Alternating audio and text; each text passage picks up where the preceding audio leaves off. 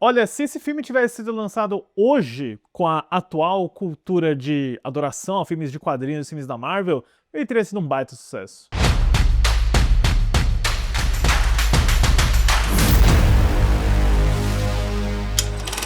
Olá, fãs da Sétima Arte, meu nome é Lucas Nascimento e esse é o Lucas Filmes, e vamos lá para nossa retrospectiva sobre os filmes do Quarteto Fantástico antes da estreia do Quarteto Fantástico Primeiros Passos, do Matt Shakman do MCU, e hoje estou aqui para falar sobre a versão mais conhecida, né, a versão mais adorada, por assim dizer, pelo menos por mim, né, que é o Quarteto Fantástico, o filme de 2005 dirigido pelo Tim Story, que completa 20 anos nesse ano. Mas antes eu pedi para você curtir esse vídeo, se inscrever no canal e ativar o sininho para não perder notificação dos próximos vídeos. Bom, pessoal, 20 anos, né, do Quarteto de Tim Story, que é um filme que eu sinto que eu assisti na época certa, eu adorei ele quando eu assisti, eu ainda gosto bastante dele, com toda certeza, e ele veio, né, como uma resposta em 2005 ao Batman Begins, né, a gente teve um período onde, na realidade, a gente teve vários filmes daquele ano sendo um pouquinho mais dark, um pouquinho mais pesados, o Batman Begins, o Guerra dos Mundos de Spielberg, que eu comentei também, aí vem o Quarteto Fantástico, que é uma explosão de energia, ele é um filme bem alegre, solar, bem despretensioso também, seguindo a fase de novas produções da Marvel para o cinema dos anos 2000, pós Homem-Aranha e perseguindo o sucesso do filme do Sam Raimi. A história de bastidores dele, claro, envolve toda aquela confusão que eu falei no meu vídeo anterior sobre a versão de 1994 produzida pelo Roger Corman, que foi encomendada pelo produtor alemão Bernd Eichinger, que tinha os direitos do Quarteto Fantástico, estava correndo para tentar encontrar investidores e uma forma de baratear o projeto. Ele fez o que ele fez lá com o filme dirigido pelo Oley Sassone, produzido pelo Corman, mas ele já estava buscando investidores e outros contatos na 20th Century Fox com a sua Constantine Films, onde o Christopher Columbus, o diretor do primeiro Harry Potter, do Babá Quase Perfeita, de vários filmes de sucesso aí dos últimos anos, ele é o principal nome para dirigir esse projeto. Ele chega a desenvolver um roteiro com o Mark France, mas ele acaba não ficando para dirigir. Eu imagino que as conversas do Harry Potter já tinham começado a acontecer, e ele fica como produtor executivo junto com a produtora dele, a 1492. O Michael France, que também escreveu na época o 007 contra a GoldenEye, ficaria anexado ao projeto. Ele meio que cria a base principal de história que eles iriam usar, enquanto em 1997 a direção é passada para o Peter Segal, que eu conheço mais pela adaptação do Agente 86, que eu acho muito subestimada, por sinal. Ele chega a desenvolver o projeto por algum tempo, onde um novo roteiro do Sam Hamm é encomendado pela Fox, mas o Segal também acaba saindo, dando espaço agora ao Sam Wiseman. O desenvolvimento do filme começa a atrasar, eles ficam, né, enrolados em como tirar esse filme do papel, tanto que nesse ponto o Eichinger pede mais tempo para Marvel, mais extensão no contrato de direitos dele. Dessa vez ele consegue, ele não precisou acionar o Roger Corman mais uma vez, e agora eles teriam uma data de estreia para o verão de 2001 com o Raja Gosnell para dirigir, só que o Raja Gosnell também acaba saindo porque ele é convidado para fazer o Scooby-Doo live action da Warner Bros. E no ano de 2001, um dos nomes que mais ficaria no projeto é contratado o Peyton Reed, que viria a dirigir a trilogia do Homem-Formiga para Marvel. Trilogia do Homem-Formiga é algo que, né, é meio assustador de se pronunciar em voz alta. Ele tinha essa grande visão, um grande desejo de ambientar o filme nos anos 60, onde o Quarteto Fantástico seria tão popular quanto os Beatles. Ele queria fazer algo inspirado no A Hard Day's Night, só que com super-heróis. Ele fica um bom tempo nesse projeto, é ele quem chama o Mark Frost, o co-criador do Twin Peaks, do David Lynch, para escrever uma passagem do roteiro, e o Frost é um dos únicos nomes creditados do produto final, porém o Peyton Reed e a Fox não conseguiram se alinhar criativamente sobre o que eles iriam fazer, e o Reed acaba saindo do projeto. Nessa época também vale mencionar que o Sean Astin, o ator aí dos Goonies, do Senhor dos Anéis, apesar de nunca ter dirigido um filme na vida, estava muito interessado em dirigir o Quarteto Fantástico. Ele chegou a conversar com o Tom Rothman da Fox na época para conseguir esse trabalho. Não se sabe muito sobre o pitch dele, sobre a visão que ele teria, mas o que o pessoal conta é que ele queria a Christina Aguilera como Sue Storm. Porém, em 2004, quem acaba sendo de fato contratado para dirigir o filme é o Team Story, que tinha agradado bastante a Fox com o Táxi, aquele remake americano com a Queen Latifah e o Jimmy Fallon. Jimmy Fallon, antes de ser host de TV, era ator, caso alguém não saiba. E o Team Story logo começa a trabalhar nesse projeto. Seria uma produção de 85 a 100 milhões de dólares de orçamento, que eles rodariam de agosto de 2004 até janeiro de 2005, em Nova York e principalmente Vancouver, no Canadá. Eu não tenho tantas informações sobre nomes alternativos que testaram para os papéis, mas eu sei que o Mads Mikkelsen chegou a fazer audições para ser o Reed Richards e o Mads conta que foi um péssimo teste. O Andrew Walker chegou a testar para ser o Tocha Humana antes do Chris Evans e, né, como agora é irônico de se atestar, o Robert Downey Jr. foi cogitado, chegou a conversar com o Kevin Feige para interpretar o Dr. Destino Victor Von Doom. Só demoraria uns 20 anos para isso se concretizar. E o resultado, que chegou nos cinemas americanos há quase exatamente 20 anos atrás, foi em julho de 2005, é um filme que eu considero muito divertido, é a minha porta de entrada para o Quarteto Fantástico e eu acho que muitas pessoas conheceram assim.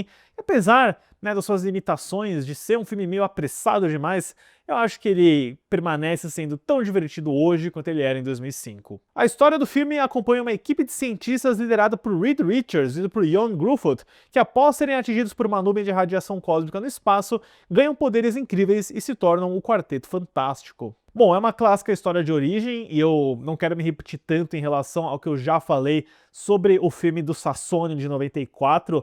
Eu acho que o quarteto do Team Story, com o roteiro do Francis e do Frost, ele consegue contar uma boa história de origem. Eu acho que isso é essencial para toda nova adaptação de um super-herói, de uma propriedade de quadrinhos também. Então, de cara, eu compro a dinâmica de todos esses personagens e eu acho que é um texto básico muito bem aliado com performances acertadas. E nesse sentido, o Ioan Gruffudd, ele é o Senhor Fantástico pra mim, tá? Eu acho que ele tem a personalidade, a expressão e a figura certa para ser o Senhor Fantástico. A amizade dele com o Ben Grimm do Michael Chiklis, que aqui é basicamente um Bruce Willis Duro de Matar 4.0 um pouco mais baixinho, é muito bom. Eu adoro a relação deles, eu gosto do Chris Evans de Tocha Humana, de como ele é sarcástico e canalha na medida certa. Eu sou muito mais fã do Chris Evans sendo Tocha Humana do que o Quarteto Fantástico, para ser sincero. Eu acho que o timing cômico dele é fenomenal, a interação dele com o Michael Chiklis é muito, muito engraçada.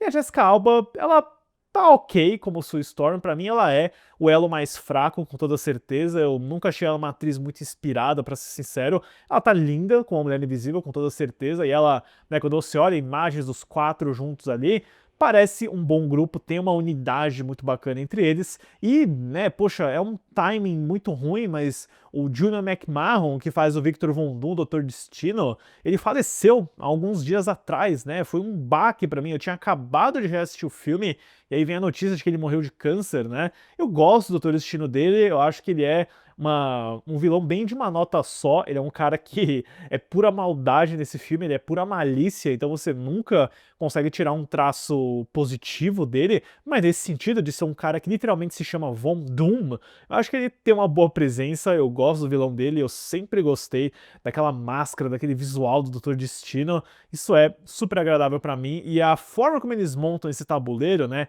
de que o Reed Richards precisa do investimento financeiro da empresa do Von Doom para financiar essa expedição, e aí o Von Doom, ele tá noivo da Sue Storm, que era a namorada do Reed na faculdade, é uma coisa muito legal, né? Você cria essa intriga de família, que é algo que você precisa num filme de Quarteto Fantástico, de uma forma muito bem. E eu gosto da porção do filme, logo depois que os poderes são revelados, que eles se tornam celebridades, né? Eu sinto que nos anos 2000, naquela época, o auge do TMZ, do era essa cultura insana de paparazzi e atrás de celebridades, né? Então esse quarteto absorve bastante isso, o desejo, né, de querer acompanhar esportes radicais está muito presente com o Johnny Storm.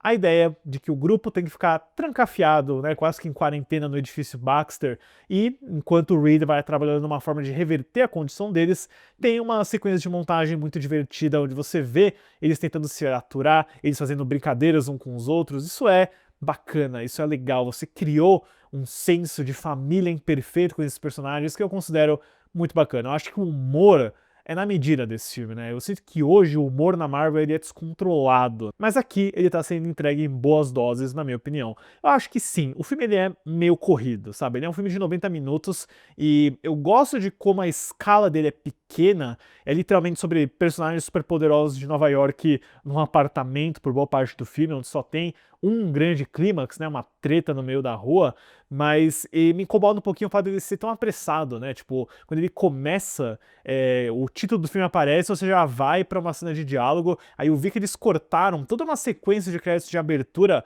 bem aos moldes de X-Men, Homem-Aranha, com o nome de todo mundo aparecendo, dando um grande destaque pra fenomenal trilha sonora do John Ottman. Falem o que quiser desse quarteto, a trilha é perfeita, tá? Eu acho que ela é operática, épica, divertida. Quando eu penso em Quarteto Fantástico, é um tema do John Ottman que vem na minha cabeça. Então eu acho que é um filme que ele corre demais em alguns aspectos, né? Quando você para pra realizar que eles são Quarteto Fantástico, o meio que já tá acabando, né? O Doutor Destino já tá no centro da cidade. Toda nessa lambança aí de recriar a tempestade num apartamento, numa máquina para que o Ben Green vire o coisa depois desse de virar, é um pouquinho de forçação de barra, mas entrega um bom conflito, né? Porque eu não lembrava, né, dessa questão do Ben. Ele tem a esposa dele, a Debbie, que abandona ele quando vê que ele virou um monstro de pedra. E eu gosto, tá, do traje de borracha de pedra. Eu acho que é super expressivo e funcional. Eu acho que ele super funciona até hoje.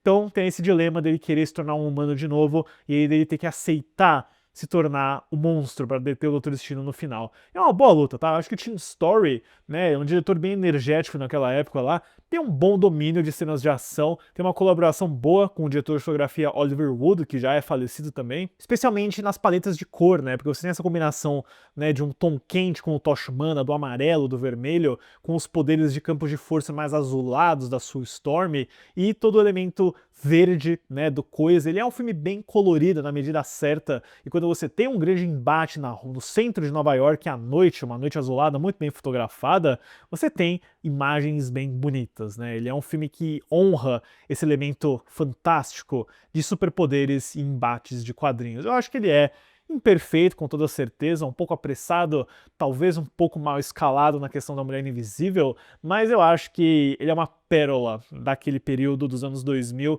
e eu repito, assim, sabe, quando a gente vê alguns filmes da Marvel de hoje, como Thor, Ragnarok, qualquer Thor do Taika Waititi, eu acho que existia algo muito mais interessante que o Team Story fez, com o elenco que ele reuniu, com as boas cenas de ação que ele orquestra, com a trilha fantástica do John Ottman acompanhando tudo, que eu não consigo evitar a não ser me divertir e curtir esse Quarteto Fantástico.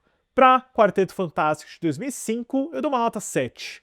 E do lado financeiro, o filme, apesar de não ter sido um grande estouro, foi um sucesso razoável para Fox quando ele estreou nos cinemas americanos em 8 de julho de 2005, com 56,61 milhões de dólares, que é ajustado para inflação dá cerca de 92,277 milhões, fazendo um total doméstico de 154,696 milhões, que é ajustado para inflação dá cerca de 254,630 milhões, e no mundo inteiro, o valor de 333,535 milhões, que é ajustado para inflação dá cerca de 549,02 milhões. Então, ele pagou as contas, foi o bastante para que a Fox aprovasse uma continuação, Quarteto Fantástico e o Surfista Prateado, que chegaria 2 anos depois, em 2007, que eu vou comentar muito em breve aqui no canal também. Na próxima semana eu falo sobre o Surfista Prateado, que, pelo que eu vejo assim, né, nos trailers do filme novo, o Quarteto Fantástico e o Surfista Prateado parece que é o projeto, a base do que o Primeiros Passos vai ser. Enfim,